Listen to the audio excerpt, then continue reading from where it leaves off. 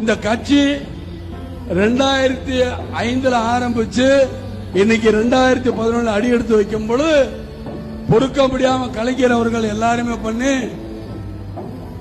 என்னுடைய கல்யாண மண்டபத்தை அடிச்சார். எல்லா பிரிட்ஜையும் போய் திறக்கிற ஒரு ஆளுக்கு முந்தைய கலைஞர் தரதான் அந்த பிரிட்ஜை மாத்திரம் திறக்கல. எல்லாரும் போயிட்டாங்க, அப்படி இருக்காங்க.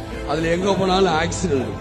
ஓட தெரியாம ஒரு பாலத்தை போட்டாங்க, இப்படி போறதுக்கு இப்படி சுத்தி போட்டாங்க. விஜயகாந்தோட கல்யாண மண்டபம் இப்படி மேல இடிச்சு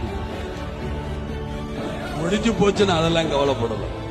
அதுலயும் என்னை நஷ்டப்படுத்தினாங்க.